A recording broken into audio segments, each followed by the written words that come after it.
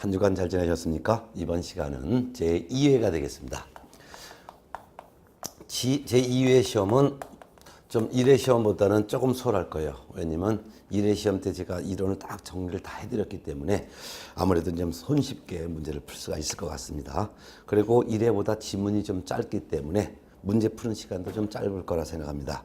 2회 시험도 실제 시험과 똑같은 유형입니다. 그래서 박스형의 문제를 한 10문제 정도는 항상 내고, 그리고 1회 시험과 달리 1회 시험 때는 긍정형을 좀 많이 냈어요. 근데 2회 시험은 부정형을 더 많이 냈습니다. 그래서 부정형을 한 60%, 그 다음에 긍정형, 즉 옳은 것을 골라라 이렇게 해서 옳은 것을 한 40% 이렇게 문제를 냈고, 이게 실제 시험 수준과 거의 똑같다 이렇게 보시면 되겠습니다. 1회 시험 문제에서 여러분들이 한 점수 한 10점 정도 이상 플러스하면 여러분의 본실력이고, 2회 시험은 요게 점수가 실제 여러분 실제 점수와 큰 차이가 없이 비슷한 점수다 이렇게 생각할 것 같습니다. 1번부터 보겠습니다. 공인중개사 법령상 중개에 관한 설명 중 옳은 것만으로 묶은 건데요. 기억번, 등록증을 대여받아 사무소를 운영하는 갑이 직접 거래 당사자로서 의중개사무소를 방문한 을과 임대차 계약을 체결한 경우 이러한 갑의 이러한 행위는 중개행위에 해당한다. 아니죠. 등록증, 자격증을 대여받아서 사무소를 운영한 사람이 자기 사무소에 찾아온 의뢰인과 직접 임대차 계약을 한 것은 계약을 한 거지 중개한 게 아닙니다. 따라서 중개행위에 해당하지 않습니다. 결국은 직접 임대차 계약을 했기 때문에 이는 계약은 법률행위죠. 법률행위에 해당합니다.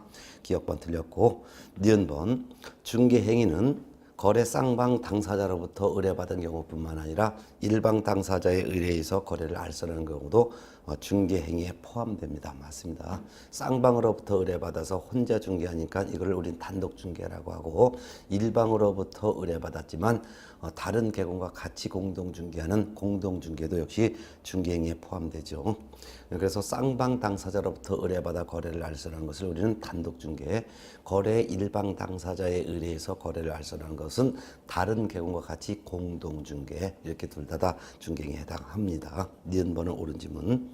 디귿번, 중개행위에 해당하는지 여부는 계공이 진정으로 거래 당사자를 위해서 거래를 알선 중개를 하려는 의사를 갖고 있었느냐고 하는 계공의 주관적인 의사에 의해서 결정하는 것이 아닙니다. 그 행위를 객관적, 외형적으로 판단하여 결정합니다. 주관적인 의사에 의해서 결정하는 것이 아니라 그 행위를 사회 통념에 따라 외형적, 객관적으로 판단하여 결정합니다. 리을번, 계공의 선관주 의무는 공인중개사법에서 정한 중개대상물의 범위 외에 물건이나 권리 또는 지위를 중개하는 경우도 선관주 의무가 적용됩니다. 맞습니다. 이거 최근에 대법원 판례입니다. 결국 옳은 것은 니은번과 리을번 두 개고요. 답은 4번입니다. 2번 봅니다. 중개 및 중개업에 관한 설명 중 옳은 것은 1번, 상가 건축물에 대한 임대차 만회 알선을 업으로 하는 경우, 이것도 역시 중개업에 해당하죠. 맞습니다. 답은 1번이네요. 따라서 특정 물만을 알선을 업으로 하는 것, 이거 중개업에 되고, 특정 유형만에 대한 알선을 업으로 하는 것도 역시 중개업이 되겠죠. 2번, 등록을 하지 아니한 자가 중개 대상물에 대한 중개를 하면서 거래 당사자들에게 보수를 요구하는 데만 그쳤다는 경우, 이는 처벌의 대상이 되지 못합니다. 그 이유는 보수를 받지 않았으면 아무리 여러 번 반복적으로 중개했다 하더라도 중개업이 될 수가 없고, 이는 무등록 중개업이 될 수가 없겠죠. 따라서 처벌 대상이 될 수가 없습니다. 3번, 등록하지 아니한 자가 금전소비대차에 부수하여 저당권 설정에 관한 알선을 업으라는 것, 중개업에 해당하지 않는다. 해당한다고 해야죠. 무등록 중개업이라는 중개업에 해당합니다. 중개업은 등록한 중개업, 무등록 중개업 두 가지 다 중개업에 해당하기 때문에 3번 지문은 무등록 중개업에 해당하는 것이죠. 4번, 등록하지 아니한 자가 우연한 기회에 단 한 번 건물 전세 계약을 중개하고 보수를 받은 경우, 이는 중개를 업으로 한 것이라고 볼 수 있다라고 했는데, 이건 중개를 업으로 한 것으로 볼 수가 없습니다. 그 이유가 아무리 보수를 받았다 하더라도 중개업이 되려면 그 중개가 계속적 반복적으로 중개를 해야 됩니다. 계속적 반복적으로 중개하지 않고 우연한 기회에 어쩌다 단 한 번 중개한 것은 보수를 받아서도 중개업이 될 수가 없습니다. 따라서 무등록 중개업도 될 수 없죠. 따라서 처벌받지도 않습니다. 그 다음에 5번 질문. 등록하지 아니한 자가 부동산 컨설팅 행위에 부수하여 중개를 업으로 한 것은 처벌의 대상이 되지 않는다. 처벌 대상이 됩니다. 그 이유는 등록하지 아니한 사람이 부동산 컨설팅을 하면서 이에 부수하여 중개를 업으로 했다는 것은 무등록 중개업이죠. 그러니 3년 이하의 징역 또는 3천만 원 이하의 벌금형의 대상이 되는 처벌 대상이 된다라고 해야 되겠죠. 답은 1번입니다. 2번의 답은 1번. 3번 질문. 다음 설명 중 옳은 것. 1번. 중개사무소 개설 등록 신청서라는 서식에 규정된 개공의 종별은 법인, 공인중개사, 부칙 6조 2항에 따른 개공 세 가지다. 아닙니다. 지금 현재 등록 신청은 공인중개사와 법인만 등록을 신청할 수 있고 등록 신청서에 표시되어 있는 개공의 종별도 공인중개사인 개공과 법인인 개공으로만 표시가 되어 있습니다. 부칙 6조 2항에 규정된 개공으로는 지금 현재 등록 신청을 할 수가 없기 때문에 등록 신청서에는 부칙 6조 2항에 규정된 개공은 표시되어 있지 않고 법인, 공인중개사 두 가지의 개공으로만 표시되어 있습니다.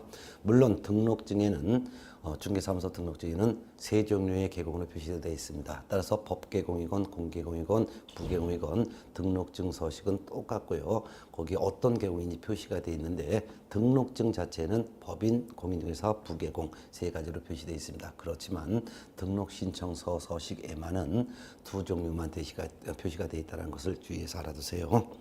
2번 등록증의 기재사항이 변경된 경우 예를 들면 상호가 변경됐다든가 또는 법개공의 대표자가 변경됐다든가 또는 개공의 성명이 개명됐다든가 이런 경우겠죠. 이와 같이 등록증의 기재사항이 변경된 경우에 개공은 등록증 재교부 신청을 해야 합니다. 맞습니다. 등록증 재교부 신청은요 분실 훼손됐을 때는 할 수 있다라고 되어 있고 등록증에 대한 기재사항이 변경된 경우에는 재교부 신청을 하여야 한다라고 구분 표시되어 있으니까 꼭 알아두세요. 그래서 분실 훼손된 경우에는 등록증 재교부 신청 할 수 있고 기재사항이 변경됐을 때는 재교부 신청 하여야 합니다. 옳은 거 답 2번이죠. 3번 개공은 휴업 신고하고 그 기간 중에 등록을 다시 할 수가 있다. 없습니다. 휴업 신고했다 하더라도 등록은 그대로 유지되어 있기 때문에 등록되어 있는 상태에서 또 등록을 할 수는 없습니다. 또한 4번 개공은 휴업 신고하고 그 기간 중에 다른 개공의 법인의 사원이 될 수 있다. 없습니다. 등록이 되어 있는 상태죠. 아무리 휴업 신고했다 하더라도 폐업하지 않는 한 등록은 그대로 살아있는 상태에서 다른 개공에 소속을 하면 이중 소속이 되기 때문에 이중 소속할 수 없습니다. 따라서 3번은 이중 등록할 수 없고 4번은 이중 소속할 수 없다는 뜻입니다. 이는 등록이 되어 있는 상태에서 현재 중개업을 하고 있는 도중이건 또는 휴업 중이건 이중 등록, 이중 소속할 수가 없다는 뜻이 바로 3, 4번입니다. 5번 개공이 이 법상 등록 등의 결계역사에 해당되면 즉시 등록의 효력이 상실되는 것은 아닙니다.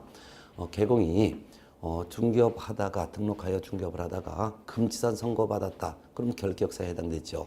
그렇지만 바로 등록의 효력이 소멸되는 것은 아니고 결계역사에 해당된 것을 사유로 하여 등록관청이 등록 취소 처분을 해야지만 그때서야 등록의 효력이 소멸되는 것입니다. 따라서 옳은 것은 답 2번이 되겠습니다. 자, 그다음에 이제 4번 문제로 넘어갑니다. 중개사무소 개설 등록에 관한 설명 중에서 틀린 것 보겠습니다. 물론 가로 열고 다른 법률 규정에 따라 중개업을 할 수 있는 경우를 제외하고 문제를 풀어볼까요? 자, 1번 가설 건축물 대장에 기재된 건물을 확보한 경우에는 중개사무소 개설 등록을 할 수가 없습니다. 맞습니다. 등록을 하려면 건축물 대장에 기재가 된 건물이거나 또는 건축물 대장에 기재되기 전의 건물이라면 준공검사 또는 준공허가, 사용허가 등을 받은 건물로 사용권을 확보해야 됩니다. 가설 건축물 대장에 기재된 건물은 이거는 모델하우스입니다. 그래서 가설 건축물 대장에 기재된 건물로 건물을 사용권을 확보해봤자 등록을 할 수가 없겠죠. 2번 등록을 하려는 법인이 상법상 한 명 회사인 경우라 하더라도 한 명 회사라 하더라도 자본금이 5천만 원 이상이어야 한다. 맞죠? 등록을 할 수 있는 법인은 두 종류의 법인이 있습니다. 첫 번째는 상법상 회사, 두 번째는 협동조합 기본법에 규정된 협동조합 둘 중에 하나라도 해당되는 법인은 등록을 할 수 있습니다. 따라서 상법상 회사 중에서도 뭐 한 명 회사가 있죠. 근데 상법상 회사인 경우라 하더라도 등록을 하려면 자본금은 5천만 원 이상이어야 되겠죠. 맞습니다. 3번 협동조합 기본법에 규정되어 있는 사회적 협동조합은 등록을 할 수가 없지요. 맞지요. 사회적 협동조합은 비영리법인입니다. 즉 풍악놀이패와 같은 비영리법인이기 때문에 비영리법인 등록할 수 없습니다. 법인 중에서도 등록을 할 수 있는 법인은 영리법인은 등록할 수 있지만 비영리법인은 등록할 수가 없습니다. 따라서 민법에 규정된 사단법인이나 재단법인도 등록을 할 수 없고 또한 사회적 협동조합도 등록할 수가 없습니다. 그래서 등록을 할 수 있는 법인은 상법상 회사 또는 협동조합 기본법 2조 1호에 따른 협동조합이어야지만 등록할 수 있고 또한 상법상 회사도 등록을 하려면 자본금은 5천만 원 이상이 되고 협동조합 기본법 2조 1호에 따른 협동조합도 등록을 하려면 자본금은 5천만 원 이상이어야 합니다. 하지만 사회적 협동조합은 등록을 할 수가 없습니다. 그러니까 옳은 질문이 되겠죠. 4번 중개사무소를 설치할 건물에 관하여 반드시 소유권을 확보해야 되는 것은 아닙니다. 맞습니다. 그 이유가 중개사무소 건물에 대해서는 사용권을 확보하면 됩니다. 따라서 자기 소유 건물로 사용권을 확보해도 되고 타인의 건물을 전세하거나 임차하거나 사용대차하거나 그 밖에 기존의 다른 계공의 사무소에 승낙을 받아서 사용권을 확보해도 됩니다. 주의할 것은 업무정지 기간 중이 아닌 다른 계공의 승낙을 받아서 등록을 할 수는 있습니다. 그렇지만 업무정지 기간 중인 다른 계공의 사무소는 아무리 승낙을 받았다 하더라도 업무정지 기간 중인 다른 계공의 사무소를 확보하여 등록을 할 수는 없다는 것도 꼭 알아두셔야 합니다. 그래서 4번도 옳은 질문. 5번 등록 신청 시 외국인이 제출하는 서류와 내국인이 제출하는 서류는 동일하지 않고 다릅니다. 일단 차이점은 우리나라 사람이 등록을 신청할 때는 결격사유에 해당하지 아니함을 증명하는 서류를 제출하지 않습니다. 그렇지만 외국인이 등록 신청할 때는 그 외국인이 공인중개사법에 규정된 등록의 결격사유에 해당하지 아니함을 증명하는 서류를 제출을 해야 되는 점에서 차이가 있습니다. 물론 우리나라 공인중개사건, 우리나라 법인이건 공통적으로 제출하는 서류는 세 가지입니다.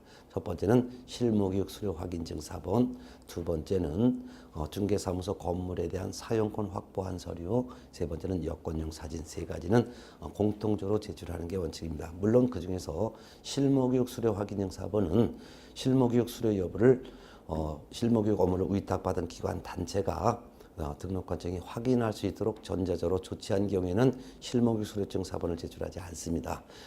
그래서 그것도 참고적으로 알아두시기 바랍니다. 그래서 우리나라 공인중개사는 결격사유에 해당하지 아니함을 증명하는 서류를 제출하지 않고 외국인만 제출한다는 차이점이 있습니다.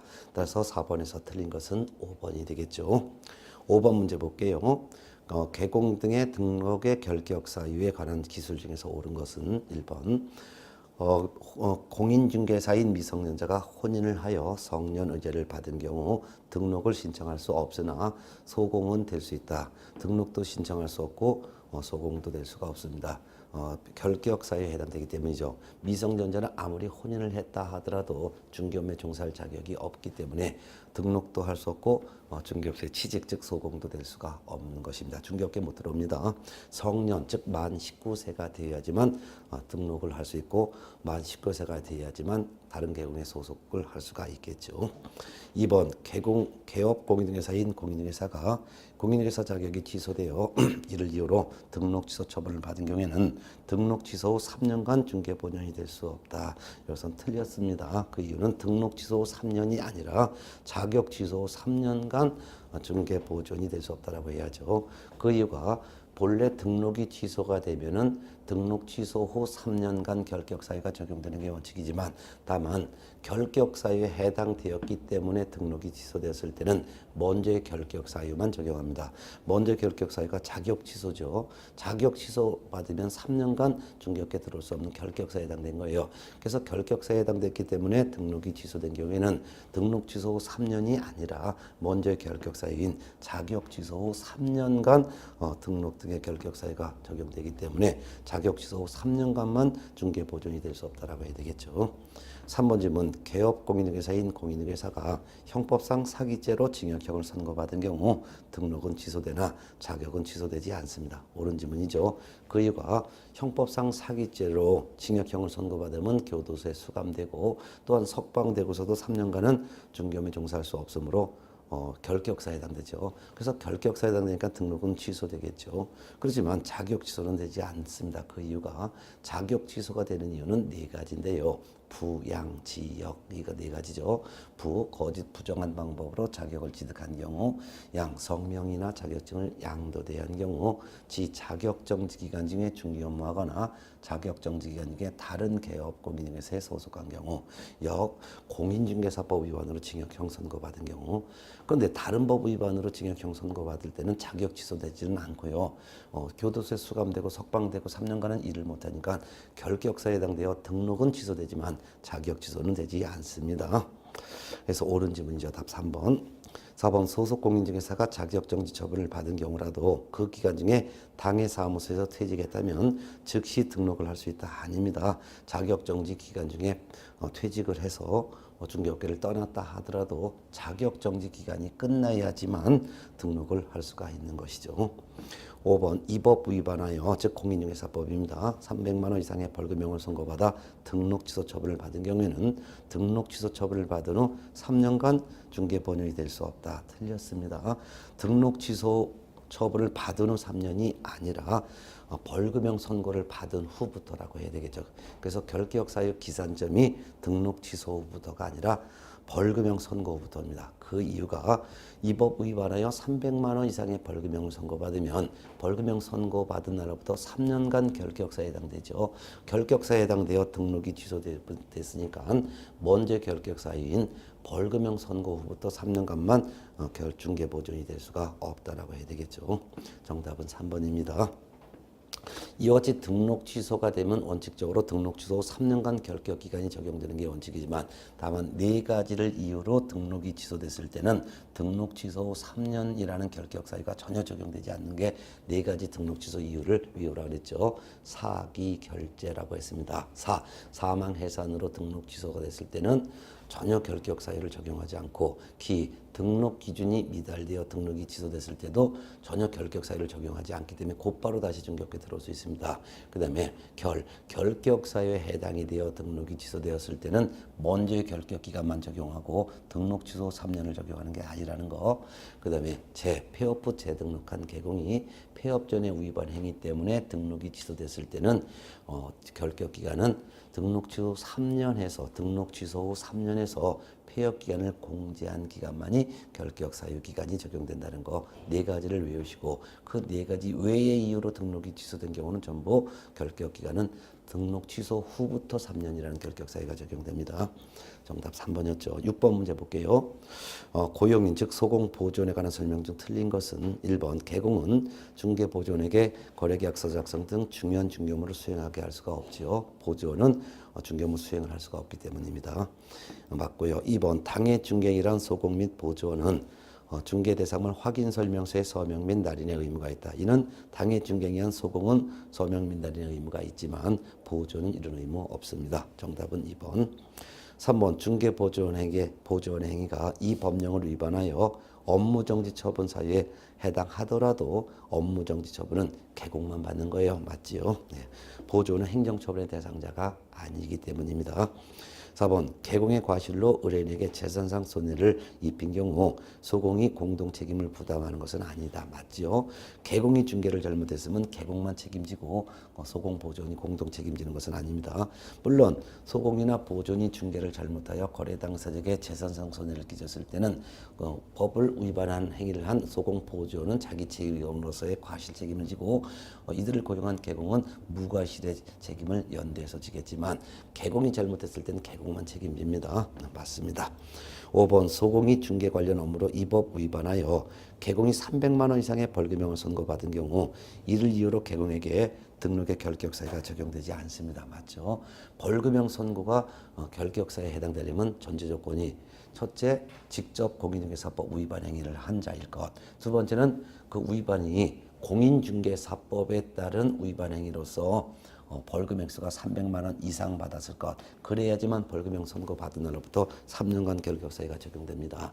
따라서 공인중개사법을 위반한 것이 아니라 다른 법 위반으로 벌금형 선고받은 경우는 벌금 액수가 300만 원 이상이라 하더라도 결격사유에 해당되지 않고, 개공이 직접 법을 위반한 것이 아니라 소공보존의 이 법 위반이기 때문에 양벌 규정에 따라 개공이 300만 원 이상의 벌금형 선고받은 경우도 개공에게는 결격사유는 전혀 적용하지 않습니다. 그래서 틀린 것은 2번이 되겠습니다.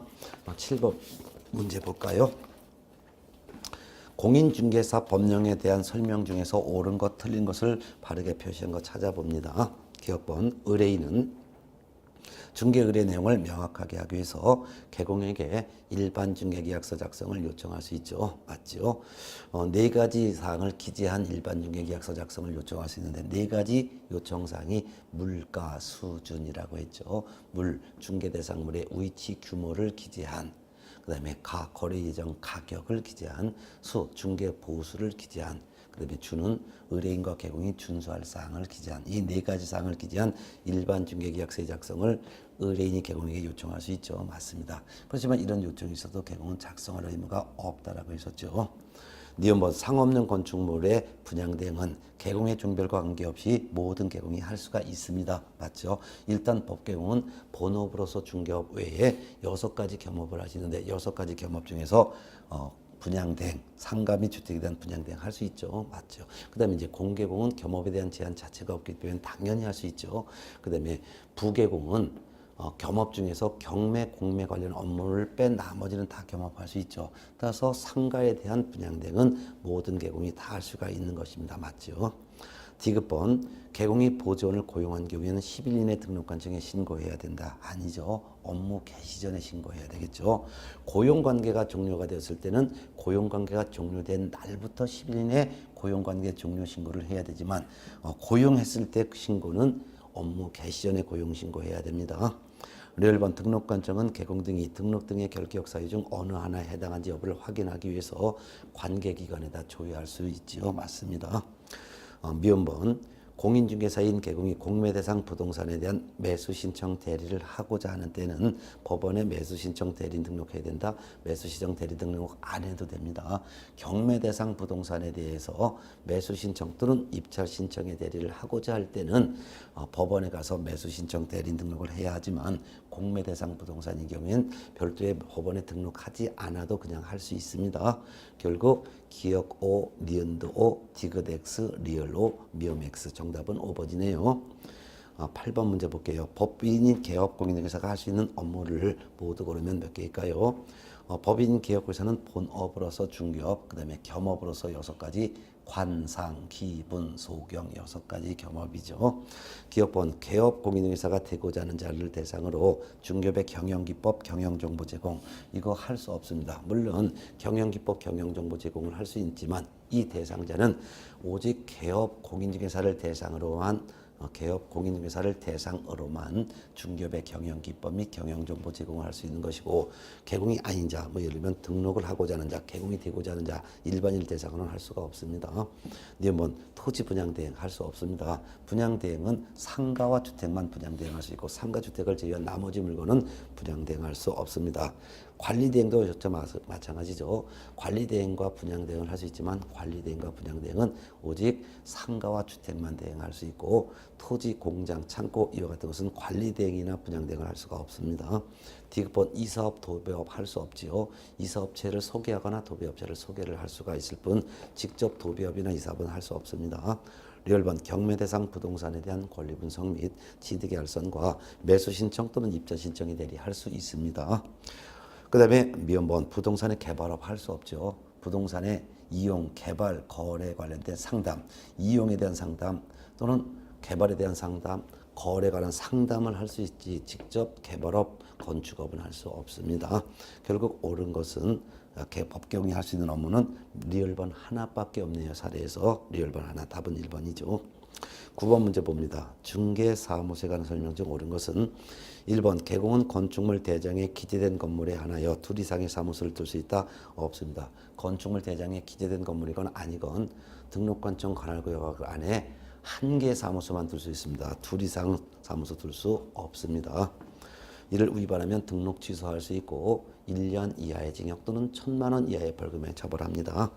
2번 개공이 5개 광고문을 설치하는 경우 등록증에 표기된 개공에 가르고 법인은 대표자, 분사무소견, 신고필증에 기재된 책임자의 성명 및 연락처를 표기된다. 성명을 표기할 의무만 있고 연락처는 표기할 의무가 없습니다.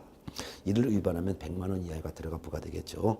3번 법개공이 분사무소를 설치하는 때에는 책임자의 실무교육 이수하기 증 4번 및 자격증 4번 제출해야 된다. 실무교육 이수증 4번은 제출합니다. 그렇지만 자격증 4번은 제출하지 않습니다. 그렇기 때문에 분사무소 설치 신고받은 주된 사무소 등록관청이 자격증을 발급한 시도지사에게 책임자의 공인중개사 자격 확인을 해달라고 요청해야 됩니다. 그 다음에 이제 4번 개공이 2 이상의 사무소를 둔 경우와 천막 등 이동이 용이한 임시중개사무소를 설치한 경우 그 제재 내용은 같습니다. 맞습니다. 즉 등록 취소할 수 있고 1년 이하의 징역 또는 1,000만 원 이하의 벌금에 처벌합니다. 정답은 4번이죠. 5번 개공이 설치한 사무소는 국토교통부 령이 정하는 바에 따라 그 면적이 20제곱미터 이상이 된다. 틀렸습니다. 중개사무소는 단독으로 사용하건 다른 개공과 공동으로 사용하건 면적 제한에 대한 규정 자체가 없습니다. 정답은 4번이고요. 10번 문제 봅니다. 중개사무소에 관한 설명 중 옳은 것은 1번 다른 개공과 중개사무소를 공동으로 사용하는 개공은 한 개의 사무소를 추가로 설치할 수 있다? 없습니다. 공동으로 사용하는 것도 사무소이기 때문에 그 외에 추가로 한 개라도 더 둘 수가 없습니다. 2번 개업 공인중개사인 법인의 분사무소에는 최소 한 명 이상의 소공이나 보존을 두어야 된다. 그렇지 않습니다. 개업 공인중개사의 법인의 분사무소에는 책임자를 반드시 두어야 합니다. 그렇지만 책임자 외에 별도로 소공이나 보존을 둘 의무는 전혀 없습니다. 둘 수는 있어도 둘 의무는 전혀 없습니다. 3번 개업 공인중개사인 법인이 분사무소를 설치하려는 경우 업무 보증을 설정하여 그 증명서류 갖춰 제출을 업무 보증 설정하여 그 증명서류 4번을 제출해야 되겠죠. 맞습니다. 등록 신청할 때는 보증 설정할 수 없기 때문에 보증 설정 서류를 등록 신청할 때 제출하지 않지만 법개공으로 등록이 된 이후 그 다음에 분사무소를 설치하여 신고할 때는 분사무소의 보증을 설정하였음을 증명할 수 있는 서류를 제출을 해야 되겠죠. 맞습니다. 정답 3번. 4번 개업 공인중개사인 법인의 분사무소 책임자는 공인중개사가 아니어도 되지만 실무교육을 받아야 한다. 틀렸죠. 실무교육 받아야 되는 것도 맞지만 법인인 개공의 분사무소 책임자는 공인중개사이어야 합니다. 그래서 분사무소에는 공인중개사를 책임자라고 둬야 되고 그 책임자는 분사무소 설치 신고일 전 1년 이내에 시도지사가 실시하는 실무수습을 포함하여 실무교육을 받아야 됩니다. 따라서 공인중개사이어야 하고 실무교육 받아야 합니다. 5번 다른 법률 규정에 따라 중개업을 할 수 있는 법인의 분사무소에는 공인중개사를 책임자로 둬야 된다? 아닙니다. 그러하지 않습니다. 공인중개사를 책임자로 두지 않아도 됩니다. 정답은 3번이었죠. 11번 중개사무소 이전에 관한 설명 중 옳은 것은 1번 휴업기간 중이라는 사무소를 이전할 수 없다. 있습니다. 현업 중이건 휴업 중이건 사무소 이전할 수가 있습니다.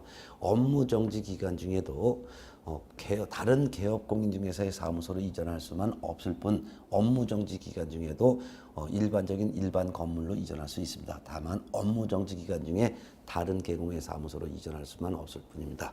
그래서 업무정지 기간 중이라 하더라도 다른 개공의 사무소가 아니라면 일반 건물로 이전할 수도 있고 현업 중, 휴업 중에서도 이전할 수 있습니다. 사무소 이전하는 지역도 제한이 없기 때문에 전국 어디로든지 다 이전할 수가 있습니다. 2번 부개공이 다른 시도 지역으로 사무소를 이전하면 업무 지역에는 변화가 있습니다. 맞죠? 정답은 2번이에요. 예를 들어서 서울특별시 동작구 노량진 등에서 중개업을 하던 부개공이 부산광역시 해운대로 이전하면 부산광역시 지역으로 업무 지역이 변경이 되는 거죠. 맞습니다.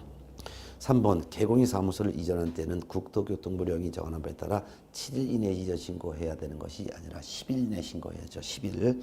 4번 개공이 중개사무소 이전 신고 후 지체 없이 간판을 철거하지 아니하면 등록관청은 100만 원 이하의 과태료 처벌한다.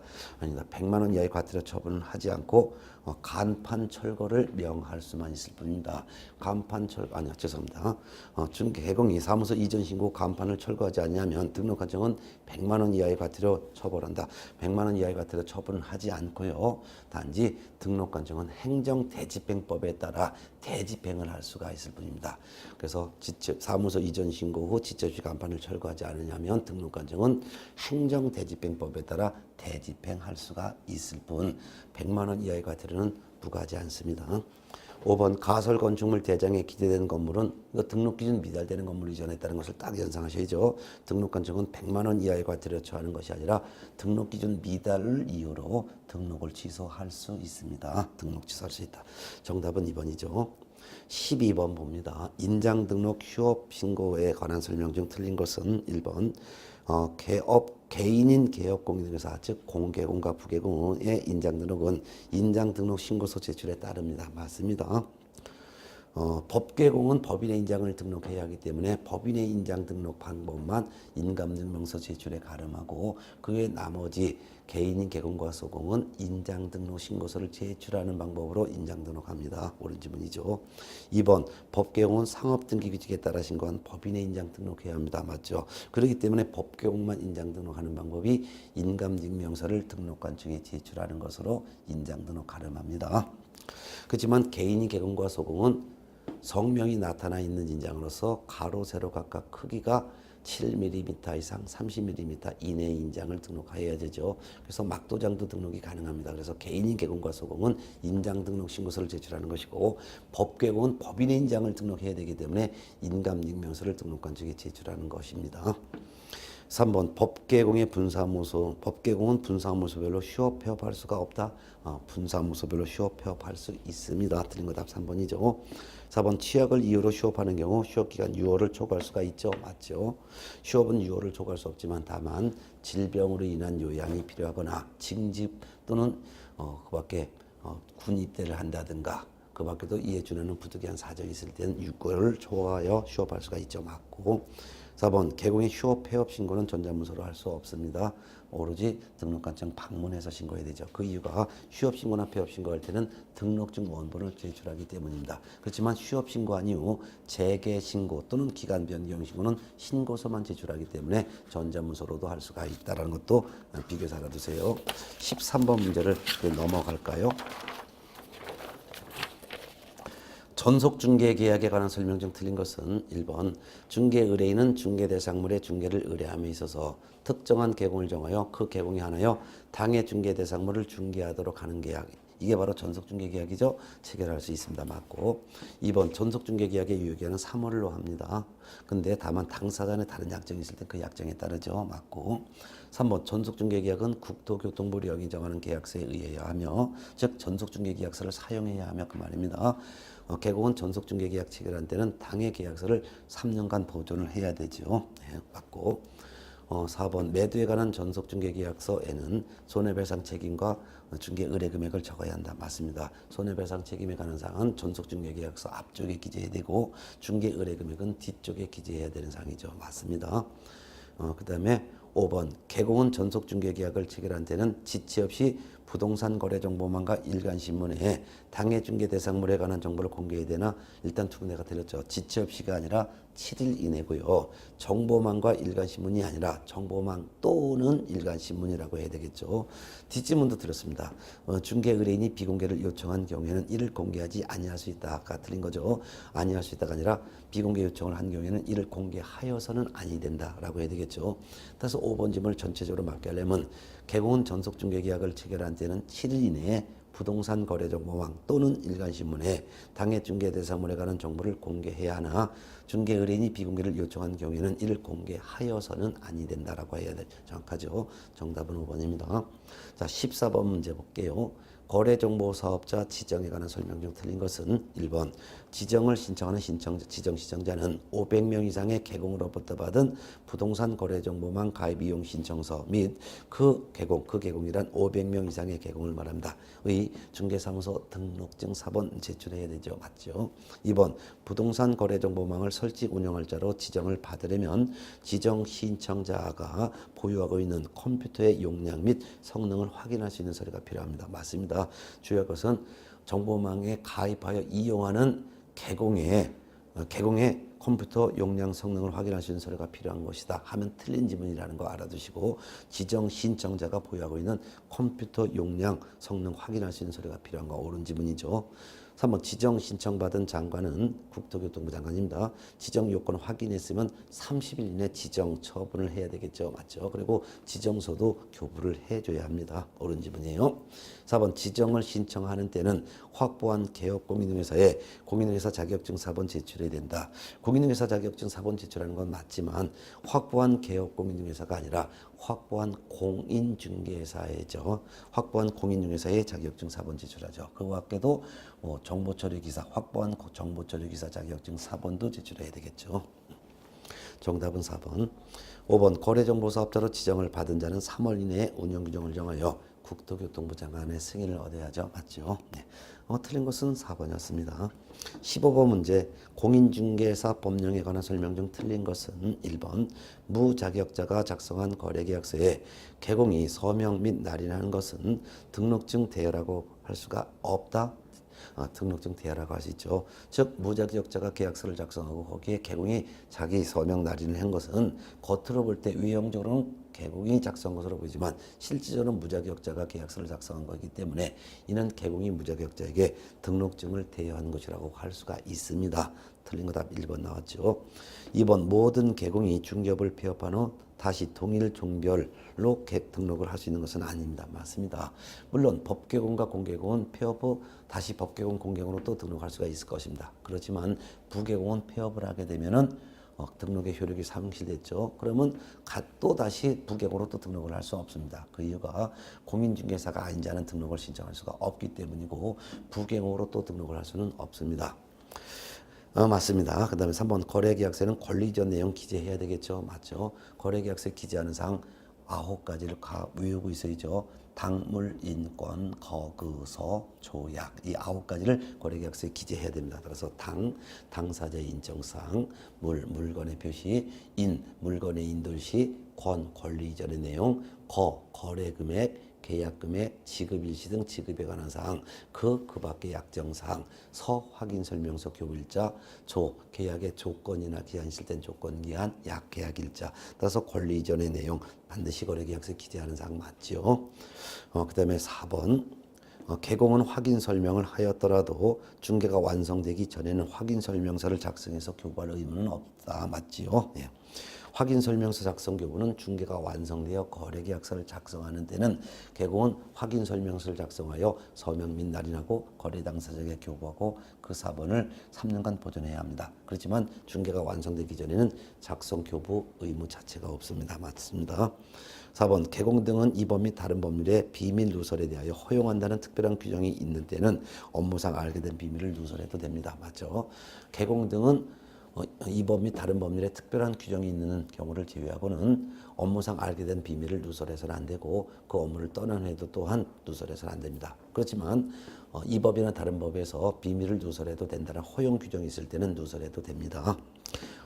정답은 틀린 거 1번이었고 16번 중개대상물 확인설명서 1 주거용 건축물 작성 방법에 대한 설명이다. 틀린 것은 1번 개공의 기본 확인사항은 개공이 확인한 사항을 기재한다. 맞죠? 확인설명서는 모든 확인설명서가 3가지로 구분해서 기록하죠. 첫 번째는 개공의 기본 확인사항, 두 번째는 개공의 세부 확인사항, 세 번째는 중개보수 등에 관한 사항. 그중에서 첫 번째 개공의 기본 확인사항은 조사가 쉽기 때문에 개공이 확인한 사항을 기재합니다. 그 다음에 세부 확인사항 중에서 주거용 건축물 확인설명서 세부 확인사항에 4가지가 있었죠. 실내 벽환, 실제 권리관계 또는 공시되지 아니한 물건의 권리는 매도인이 개공에게 고지한 사항을 적고 그 다음에 세부 확인사항 중에서 내벽환, 내 외부 시설물 상태, 벽면 도배 상태, 환경 조건. 요 내벽환은 개공이 매도인에게 상태에 관한 자를 요구하여 확인한 사항을 적죠. 그 다음에 세 번째 사항인 보수 등에 관한 사항은 개공과 의뢰인이 협의한 금액을 적되 부가지세를 제외한 금액을 적다 했었죠. 따라서 기본 확인사항은 개공이 확인한 사항을 기재하는 거 옳은 지문. 2번 입지 조건에 관한 사항. 입지 조건 하면은 주거용 건축물 확인 설명 5가지 기재하죠. 첫 번째는 도로와의 관계, 두 번째는 대중교통수단, 세 번째는 주차장 유무, 네 번째는 교육시설, 다섯 번째는 판매 의료시설. 요 입지 조건에 관한 사항은 매도 임대 의뢰인에게 자료를 요구하여 개공의 기본 확인 사항에 기재한다. 아닙니다. 매도인에게 자료를 매도 임대인에게 자료를 요구하여 기재하는 것은 내벽한 세 가지라고 했잖아요. 입주 조건은 개공이 직접 현장 확인하여 적습니다. 현장 확인하여 개공의 기본 확인사항에 기재하죠. 정답은 2번입니다. 3번 관리에 관한 사항은 개공의 기본 확인사항에 기재하는 거 맞죠? 세부 확인상 실내 벽환과 보수에 관한 사항을 제외한 나머지는 전부 기본 확인사항이에요. 4번 질문 토지 이용계획 공법상 이용제 및 거래 규제에 관한 사항은 개공의 기본 확인상에 기재하는 거 맞죠? 세부 확인상 실내 벽환 아니고 보수에 관한 사항이 아니면 전부 기본 확인상입니다. 그런데 임대차의 경우에는 기재를 생략할 수가 있죠. 맞습니다. 5번 권리를 취득함에 따라 부담해야 될 조세 이종 미세는 개공의 기본 확인사항에 기재하는 거 맞죠? 그런데 임대차의 경우에는 기재하지 않습니다. 맞습니다. 정답은 틀린 거 2번. 17번 문제 볼게요. 중개대상물 확인설명서 1 주거용 건축물의 개공의 세부 확인사항에 기재하는 내용으로 묶은 것은 실내벽환이라고 그랬죠. 따라서 니은번 내외부 시설물 상태, 리을번 실제 권리관계 또는 공시되지 아니한 물건 요거 두 가지예요. 답은 1번이고 기억번 관리에 관한 사항과 디귿번 권리관계는 기본 확인사항입니다. 18번 문제 봅니다. 개공 등의 금쟁에 관한 설명 중에서 틀린 것은 1번 당사자의 급박한 사정으로 거래 당사자를 대리해서 거래 계약을 체결하는 행위 이거 쌍방대리죠. 금쟁에 해당한다. 맞습니다. 일방을 대리해서 계약하는 행위는 금지하지 않지만 쌍방을 대리하여 계약하는 행위는 금지합니다. 2번 법정 한도액을 초과하는 약정은 초과 부분에 한해서 무효죠. 맞습니다. 단지 그리고 주의할 것은 법정 한도를 초과하여 보수받기로 한 약정을 가지고는 금쟁이가 아니므로 처벌할 수가 없습니다. 초과해서 받았을 때는 금쟁이가 됩니다. 그리고 법정 범위를 초과한 약정은 처벌하지 않지만 그 법정 범위까지는 유효, 법정 범위를 초과하는 부분은 무효가 된다는 것도 알아둬야 되겠죠. 3번 법정 한도를 초과하는 액면 금액의 당좌 수표를 받았다가 그대로 돌려주었거나 사후 부도 처리된 경우 이거 금쟁에 해당합니다. 맞습니다. 초과해서 받은 순간 이미 금쟁이를 한 것이기 때문에 처벌받습니다. 4번 다른 개공의 중개로 부동산을 매도하는 행위는 금쟁에 해당한다? 해당하지 않습니다. 개공 등은 자기 중개 의뢰인과 직접 거래하는 것을 금지합니다. 그렇지만 다른 개공의 중개로 부동산을 매수하고 또 다른 개공의 중개로 부동산을 매도하는 행위는 이런 자기 의뢰인과 직접 거래에 해당하지 않기 때문에 금쟁에 해당하지 않습니다. 정답 4번이죠. 5번 상가 임대차 거래를 중개하고 그 사례비 명목으로 임대차 중개 보수와 권리금 알선료를 포괄적으로 받은 경우 그 금액이 이 법상 주택의 보수 규정을 초과하여 받은 경우라 하더라도 이는 금쟁이가 아닙니다. 그 이유는 어느 범위까지가 상가 임대차 중개 보수고 어느 범위까지가 상가 권리금에 대한 알선료인지를 구분할 수가 없기 때문에 상가 임대차 중개 보수와 권리금 알선료를 한꺼번에 포괄적으로 받았을 때 그 전체 받은 금액이 주택의 보수 범위를 초과했다 하더라도 이는 금징이라고 할 수가 없습니다. 옳은 지문이죠. 틀린 것은 4번입니다. 자, 19번 문제 넘어갈까요? 개업 공인중개사의 손해배상 책임의 보장에 관한 조치, 즉 업무 보증 설정을 말합니다. 틀린 설명 찾습니다. 1번 보증보험계약은 이른바 타인을 위한 손해보험계약의 성질을 갖죠. 맞습니다. 공제계약과 보증보험계약은 계약 체결하는 사람은 개공과 보증보험회사, 개공과 협회지만 보험금을 타는 사람, 공제금을 타는 사람은 제3자이기 때문에 타인을 위한 손해보험의 계약의 성질을 갖는 거 맞습니다. 2번 공탁한 공탁금은 개공이 폐업 또는 사망한 날로부터 1년 이내 회수할 수 없다? 아니죠. 3년 이내 회수할 수 없죠. 정답은 2번. 3번 개공의 고의로 인한 사고까지도 공제금을 지급하도록 규정한 것은 공제제도의 본질에 어긋나지 않습니다. 맞습니다. 4번 공제규정 및 공제약관에 정한 공제금은 공제계약의 유효기간 내에 발생된 공제사고 한 사고당 한도입니다. 맞죠? 그 다음에 5번 공제계약이 유효하게 성립하기 위해서는 공제계약 당시 공제사고 발생 여부가 확정되어 있지 않아야 한다는 우연성과 선의성 요건이 있어야 되겠죠. 맞죠? 결국 틀린 것은 2번이네요. 20번 문제 보겠습니다. 계약금 등의 반환 채무 이행 보장에 관한 설명 중에서 틀린 것은 1번 계약금 등에 대한 개공의 예치 공고가 있을 경우 거래 당사자가 이를 받아들여야 할 이 법상의 의무가 없습니다. 맞죠? 개공은 거래의 안전을 보장하기 위해서 그 거래 계약의 이행이 완료될 때까지 계약금을 또는 중도금을 또는 잔금을 또는 계약금, 중도금, 잔금을 합쳐서 이와 같은 들을 예치하도록 거래 당사자에게 권고를 할 수가 있지요. 근데 권고를 했다 하더라도 거래 당사자가 예치를 해야 될 의무가 없으므로 이러한 권고를 받아들여야 될 의무는 없습니다. 맞습니다. 자, 근데 예치 권고를 했을 때 권고를 받아들일 일 없지만 받아들일 수는 있지요. 그래서 예치할 수는 있습니다. 2번 봅니다. 계약금 등을 예치하는 경우 그 기간은 거래계약의 이행이 완료될 때까지죠. 맞죠? 그래서 예치를 만일 한다면 그 거래계약의 이행이 완료될 때까지, 즉 매매계약에선 매도인이 매수인에게 등기 이전서를 다 넘겨줄 때까지입니다. 맞죠? 3번 계약금 등을 예치하는 경우 우체국 예금보험에 관한 법률에 따른 최신관서 명의로 공인중개사협회에 예치할 수 있습니다. 맞아요. 일단 예치 명의자는 개업공인회사 또는 은공탁 체험전 명의입니다. 은행, 공제사업을 하는 자, 그 다음에 탁 신탁업자 최신관서, 그러니까 맞죠. 그 다음에 보험회사, 그 다음에 전문회사 명의로, 그 다음에 예치기관, 즉 보관장소는 제한이 없습니다. 따라서 금융기관에 예치하건 공제사업을 하는 협회에 예치하건 또는 신탁업자에 예치하건 법원에 예치하건 보험회사에 예치하건 예치하는 장소는 제한 없기 때문에 맞습니다. 4번 거래 당사자는 예치 명의자가 될 수가 없죠. 맞죠. 예치 명의자는 개공 또는 은공탁 체험전만 가능하기 때문이죠.